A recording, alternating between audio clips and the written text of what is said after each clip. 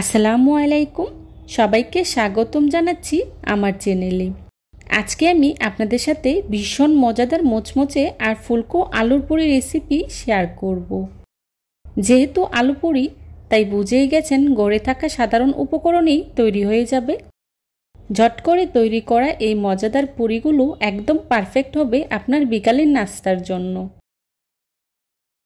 আর এই পুরিগুলো বাজার পরেও অনেকটা সময় ধরে এরকম ফুলকো আর মোচমোচেই থাকবে।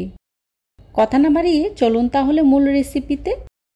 প্রথমেই পুরির জন্য ডোটা তৈরি করে নেব।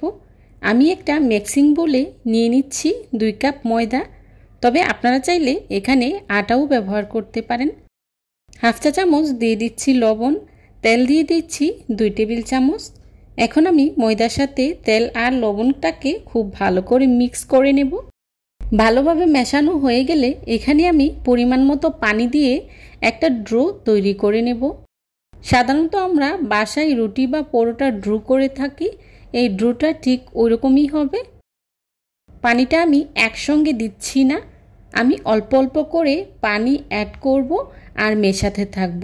একবারে পানিটা দিয়ে দিলে ডোটা কিন্তু পারফেক্ট হবে না, তাই অল্প অল্প করে পানি দিলেই ডোটা একদম পারফেক্ট হবে। আমি এখানে 2 কাপ ময়দার জন্য 1 কাপের চেয়ে কিছুটা কম পানি দিয়েছি, আর আমার ডোটা একদম পারফেক্ট হয়েছে। এবার উপর থেকেই কিছুটা তেল মাখিয়ে নিচ্ছি আর ঢাকনা দিয়ে ঢেকে ডোটাকে আমি 10 থেকে 15 মিনিটের মতো রেস্টে রেখে দেব।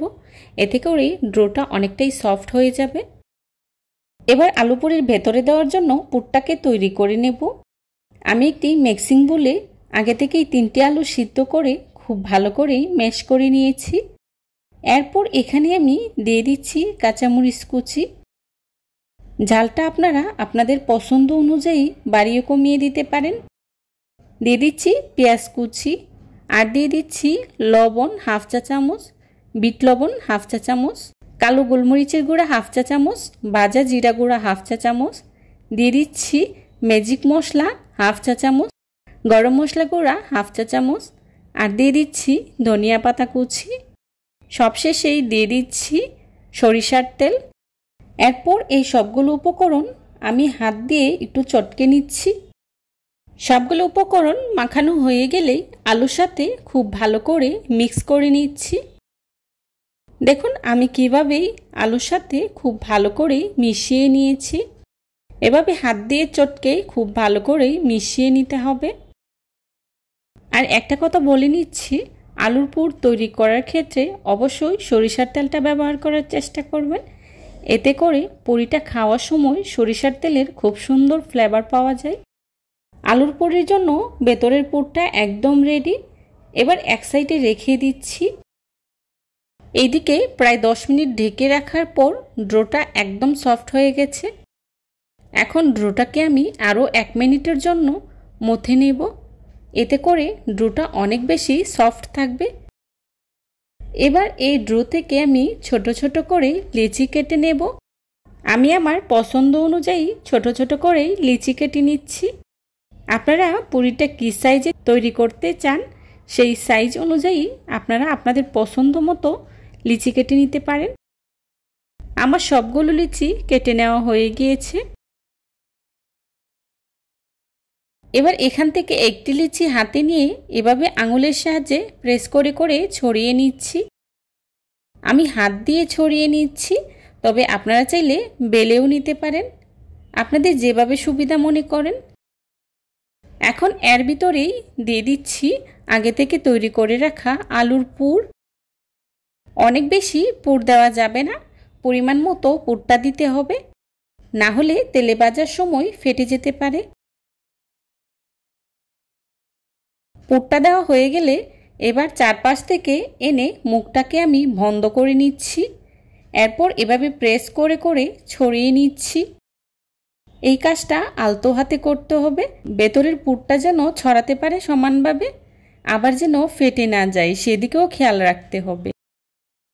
দেখতেই পাচ্ছেন আমি কিভাবে তৈরি করে নিচ্ছি, আর সেটা দেখেই বুঝে নিতে হবে। আমার একটা পুরি তৈরি করে নেওয়া হয়ে গিয়েছে।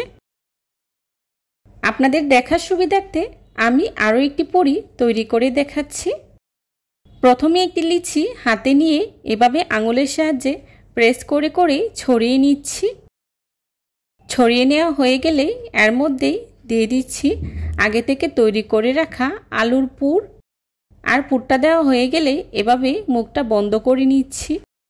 এখন আলতো হাতে প্রেস করে করেই তৈরি করে নিচ্ছি। দেখুন আমি কিভাবে তৈরি করে নিয়েছি। আর এভাবে আমি সবগুলো পুরি তৈরি করে নিয়েছি। আমার সবগুলো পুরি তৈরি করে নেওয়া হয়ে গিয়েছে। এবার পুরিগুলোকে আমি তেলে ভেজে শেয়ার করছি। আপনারা চাইলে এই পর্যায়ে ডিপ ফ্রিজে রেখে অনেক দিন পর্যন্ত সংরক্ষণ করে খেতে পারবেন। এবার পুরিগুলোকে ভাজার জন্য চুলায় একটি প্যান বসিয়ে পরিমাণ মতো তেল গরম করে নিয়েছি। আর এর মধ্যেই দিয়ে দিচ্ছি পুরিগুলি। একসাথে খুব বেশি পুরি দেওয়া যাবে না, এতে করে পুরিগুলো ফুলবে না। এক পাশ হয়ে গেলে উল্টে দিচ্ছি। আর এভাবেই উল্টে পাল্টে পুরিগুলোকে আমি খুব ভালো করে ভেজে নেব। পুরিগুলোকে আমি ব্রাউন কালার করে ভেজে নেব। চুলার হিট মিডিয়াম হিটে রেখে ভেজে নিতে হবে। হাই হিটে ভাজা যাবে না, তাহলে কিন্তু পুরিগুলো ভেতর থেকে সিদ্ধ হবে না। দুই পাশে কালার আসার পর পুরিগুলোকে চুলা থেকে নামিয়ে নিচ্ছি। ব্যাস তৈরি হয়ে গেল ভীষণ মজাদার ফুলকো ফুলকো আলুর পুরি।